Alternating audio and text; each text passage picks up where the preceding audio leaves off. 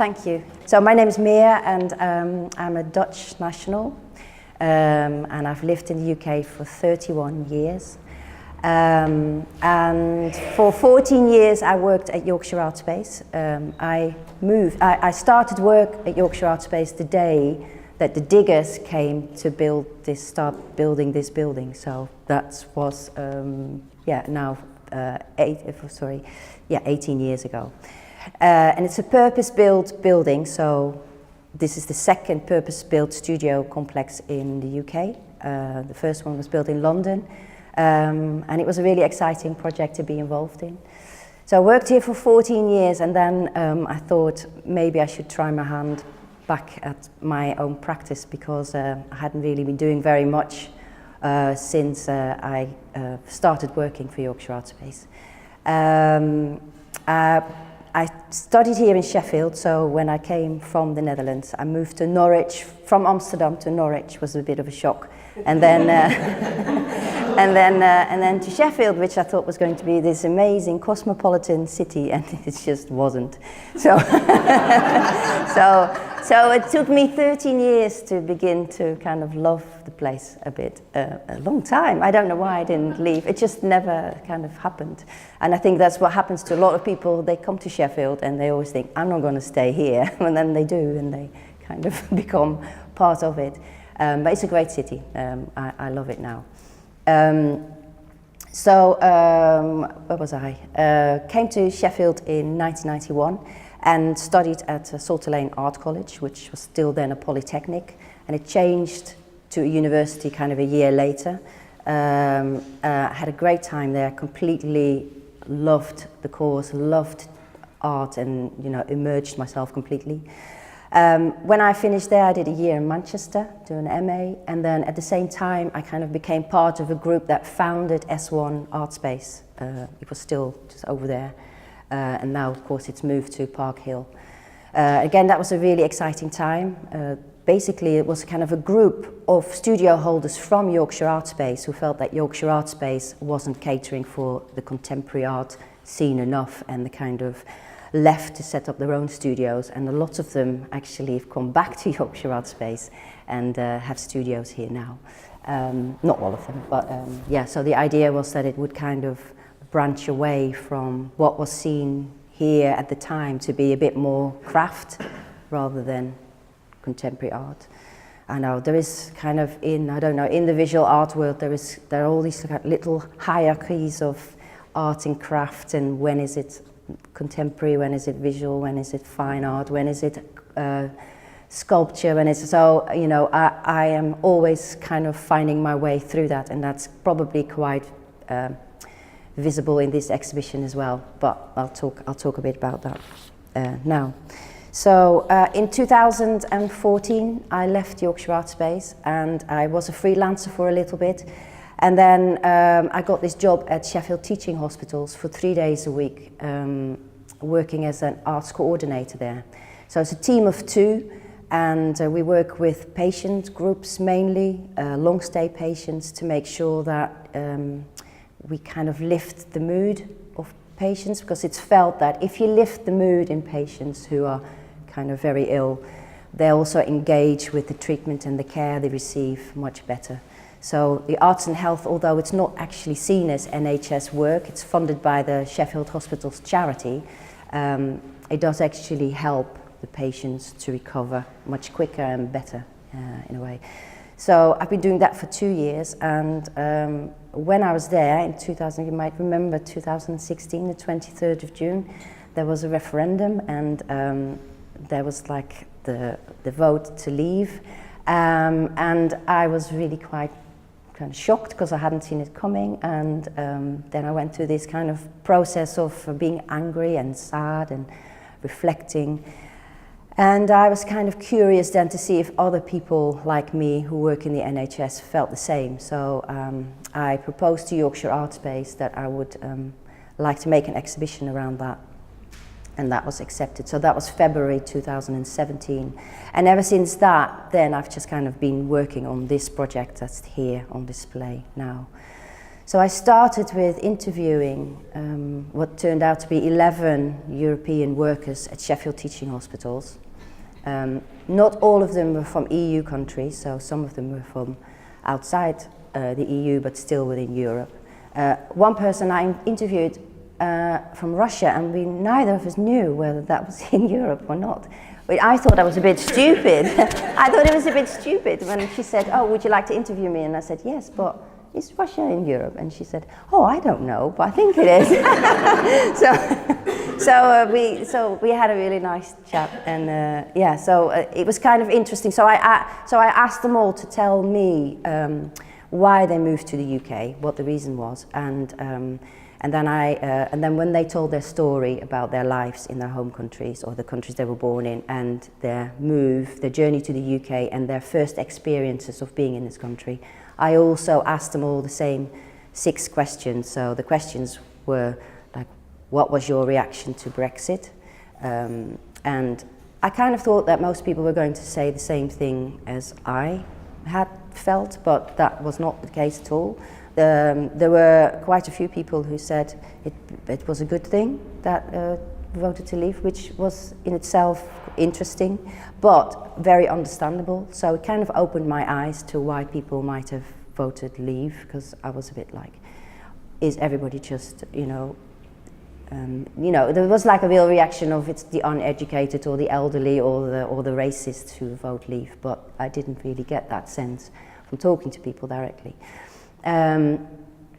And I also asked them about what they missed about the home country, what they liked about Sheffield, because Sheffield predominantly voted leave, what they liked about the NHS, what their concerns were for the future of the NHS. And then the last question I asked them all, because you get asked that a lot as a foreigner, it's like, what do you contribute to the UK, to life in the UK or Sheffield? And it's with those stories that I started to paint that work over there. So in a way, people told me their stories, and I kind of took fragments from those stories and kind of the things that you remember when people tell you things. So they might not be the things that they themselves thought were the most interesting pieces about their lives, but I kind of remembered that, and so I created this work. And it's kind of interweaving different stories, because a lot of stories, even though they're all unique, they kind of share this kind of similar things. So I didn't want to make 11 different portraits. I actually wanted to make one portrait of 11 Europeans. And in a way, that's I kind of like it also because after Brexit, we had this idea that suddenly, I always called myself Dutch, a Dutch national, and I always said that I was a Dutch Anglophile because I came to this country because I loved it.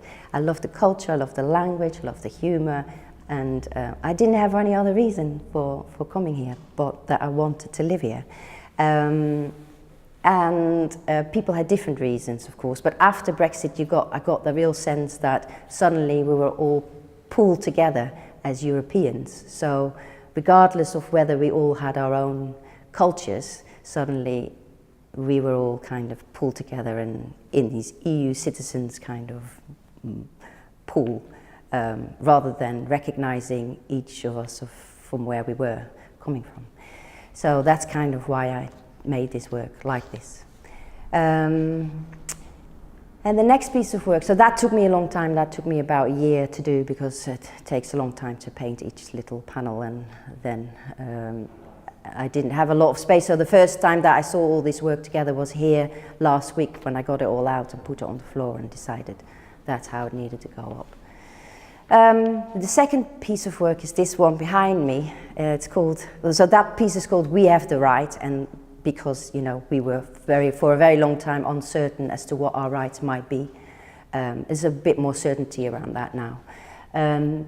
This piece of work here is You Have the Right, and I looked at the constitution of the NHS. So the NHS 70th year anniversary was this year, and since 1948 it had a constitution, a written constitution, and in the written constitution it lays out 35 rights that patients have.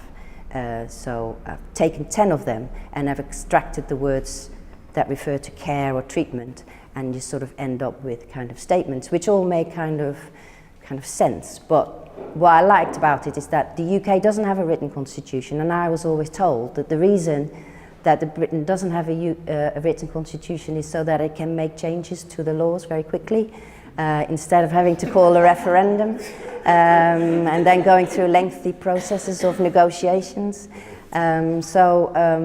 Obviously that didn't happen, and so yeah, we're still talking about it now, and it's still chaotic. So it was very opportune that you called this session chaos, because it's still a bit of a mess.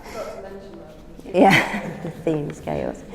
Yeah, so the crack in the window also became kind of part of the exhibition.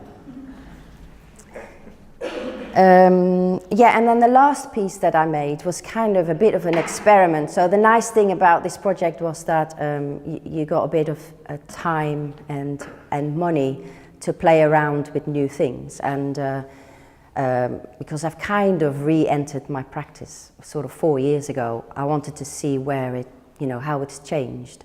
So the work behind there is kind of 5 figures, which you can all turn around actually and see it.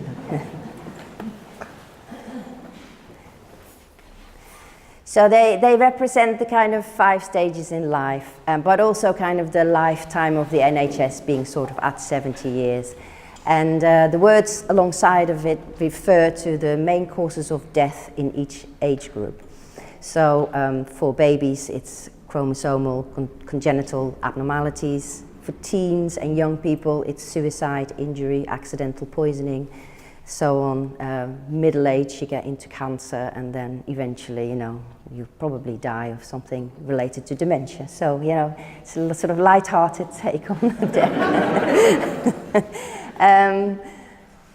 I mean, it sounds a bit morbid, but actually, if you look at 1948, 70 years ago, the reason why the NHS was here, it was set up, was partly because we had terrible societal illnesses, diseases that made our productivity a bit lousy, and people were poor, lived in poor housing, education was bad. So the welfare state that included the NHS actually tackled a lot of those issues, and we no longer die. We still die of flu, but not to the same extent that we did in 1948.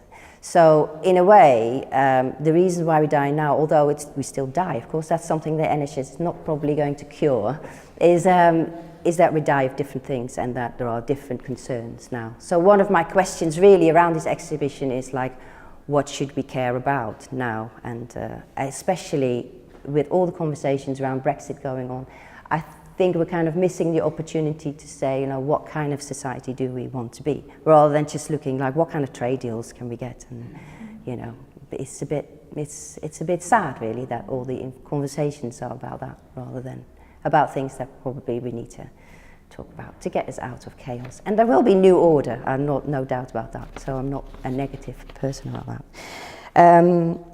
So that last piece then was also for me a way to think about how do I get arts and health that I care about a lot and my own practice together. My arts and health work that we do is fantastic because we reach a lot of patients. We've worked with artists. We commission artists to make work for the hospital, but we also commission artists to work with patients directly. It's my ambition to broaden that so that it's not just little bits of arts and crafts that we do, but it's also about music, about drama, about storytelling, poetry. I'd like to bring it all into the hospitals, and that work is funded by Sheffield Hospitals charity. So I thought, well, maybe I can do something so that we can raise some money, but at the same time, I can give you a token of my appreciation. So all the little patterns in the clothing that the figures wear are on badges, they're magnets. So you can donate a little bit. Darren, my fantastic helper during this last couple of days and weeks, made these beautiful little collection boxes on the bottom, and it's just an honesty box, so if you like it, you choose one, you put some money in the box, and it's also, in a way, a memento mori, because you take something away that hopefully will remind you that we're only on this planet for a very short time, and we need to make the most of it. That's it, thank you.